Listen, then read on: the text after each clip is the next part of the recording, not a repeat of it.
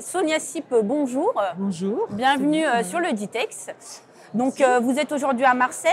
Est-ce que c'est une région qui vous tient particulièrement à cœur pour promouvoir la Guyane? C'est notre deuxième présence effectivement au Ditex. Et en fait, on a bien compris qu'il faut aller vers les clients parce que tout le monde n'a pas la possibilité de remonter plus haut, on va dire, notamment vers la capitale. Donc c'est une vraie démarche donc, de venir titiller ce marché, notamment les agents de voyage, les tours opérateurs et puis le grand public. Voilà. Donc, il y a certainement des clients pour nous.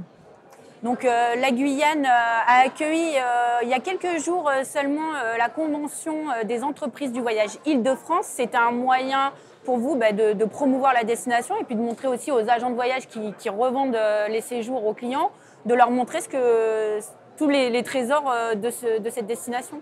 Effectivement, donc cette convention qui s'est déroulée en Guyane du 23 au 26 mars, donc très récemment, a donné un beau coup de projecteur et a fait du bien à la notoriété de la Guyane auprès des professionnels.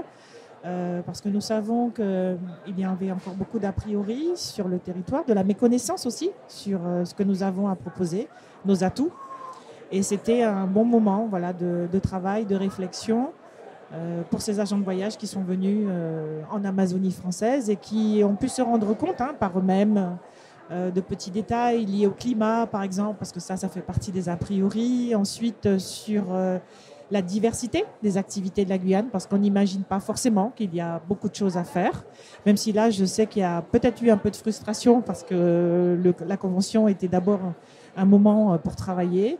Il y a eu aussi de la découverte, mais les gens n'ont peut-être pas tout vu, donc j'espère que ça leur a donné envie, pour ceux en tout cas qui n'ont pas pu prolonger, de revenir pour vraiment apprécier donc, l'étendue et la diversité des activités que nous avons à proposer en Guyane, en lien avec la découverte de l'Amazonie, côté France, on va dire. Justement, est-ce qu'il y a des opérations à venir? Est-ce qu'il y a des événements phares qui vont se passer en Guyane? Quelle est l'actualité? Alors, en termes d'événements liés à la promotion de la culture ou des cultures de Guyane, chaque année, nous avons le Festival des peuples autochtones qui se tient au mois d'août, en général autour de la date du 9 août, et qui est une belle occasion donc, de découvrir tous les habitants de la Guyane et les peuples premiers d'une manière plus précise, donc les Amérindiens, les Guyanais du fleuve, donc les Bushinangés, mais aussi, par exemple, les Hmongs qui sont en Guyane depuis 42 ans. Donc c'est un grand festival coloré parce qu'il y a de l'artisanat, surtout des danses, des spectacles.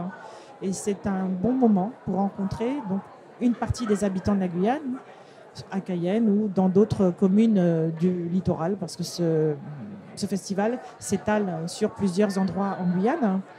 Mais plus proche de nous, dans le temps, il y a aussi un festival et une opération en fait qui va valoriser la gastronomie de la Guyane, les saveurs, le goût, et en lien avec les fêtes de Pâques qui approchent. Donc sur un mois, on va mettre en valeur un palmier, parce qu'en Amazonie, il y a des palmiers dont on consomme les fruits. Et en Guyane, il y en a un qui s'appelle l'awara, donc orange comme ça, et qui va servir à faire le plat traditionnel de Guyane qu'on appelle le bouillon d'awara, mais qui n'est pas en fait une soupe, c'est plus un ragoût avec plein de bonnes choses à l'intérieur. Et la tradition dit que toute personne qui a goûté à ce bouillon d'awara est forcée de revenir en Guyane. Donc on y tient. J'espère que vous en avez amené.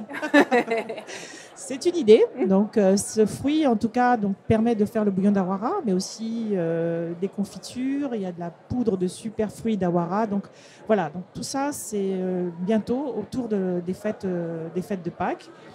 Et fin d'année, par exemple, il pourrait y avoir un festival qui est porté par les Amérindiens de Guyane, le festival de Sampula. Donc le Sampula étant un tambour traditionnel. Et puis entre tout ça, il y a aussi un événement qui compte beaucoup pour la Guyane, c'est tout simplement un lancement de fusée. Évidemment. Vous savez que ça se passe chez nous, mais oui. D'accord. Donc le 13 avril, on croise les doigts, une Ariane 5 devrait s'envoler vers l'espace. C'est l'avant-dernier vol de cette fusée qui nous a accompagnés pendant de très longues années. Après, il y aura un dernier vol d'Ariane 5 et ensuite, on l'espère tous, Ariane 6 prendra le relais d'Ariane 5. Mais en tout cas, vivre un lancement de fusée en Guyane, c'est tout à fait concret, c'est facile à mettre en place et ça fait partie des événements qu'on propose aux visiteurs de passage en Guyane. Merci Sonia, à bientôt. À bientôt, merci.